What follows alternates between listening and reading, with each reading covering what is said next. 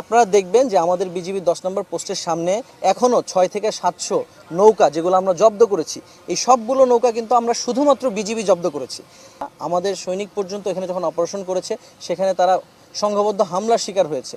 আমাদের সৈনিকের মাথা পাথর দিয়ে, কারণ আপনারা জানেন যখন একটা নৌকায় 2 থেকে 3 জন থাকে, এরকম 300-400 নৌকা যখন আসে, 1000-এর মতো ওখানে শ্রমিক থাকে, সেখানে আমার 6-10 জন ট্রুপস দিয়ে এটা ভেরি ডিফিকাল্ট এই মবটা কন্ট্রোল করা। সো আমরা কিন্তু তারপরেও সেটা করেছি, করার জন্যই কিন্তু এখন পর্যন্ত এই পর্যটন স্পটগুলো বিছনাকান্দিতে আপনি দেখেন, আপনি উৎমাছড়ায় দেখেন, আপনি সাদা পাথর জাফলংয়ের ঠিক সীমান্ত থেকে কাছাকাছি যে 150-200 মিটার জায়গা, সেইগুলো কিন্তু আমরা রক্ষা করতে পেরেছি।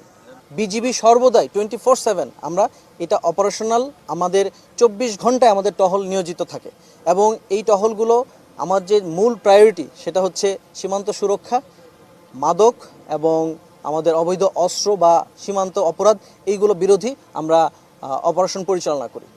এর পাশাপাশি আমরা কিন্তু সামাজিক দায়বদ্ধতা থেকেই আমাদের যে সীমান্তবর্তী এলাকায় যে পর্যটন স্পটগুলো আছে সেটার সুরক্ষা করার দায়িত্ব আমাদের। আমরা কোনোভাবেই এটা এড়াইতে পারি না, দ্যাট ইজ ট্রু। আমরা কোনোভাবেই যে আমাদের সামনে থেকে যে পাথর চলে যাচ্ছে এটা আমরা এড়াতে পারি না এবং আমরা সেটা এড়াইনি। এবং এই জন্যই কিন্তু আপনি দেখবেন যে সাদা পাথরের সামনে যে পাথরগুলো দেখেছেন 150 থেকে 200 বা 200-250 মিটার যে জায়গাটা গজ, এই পর্যন্ত কিন্তু পাথর বিদ্যমান।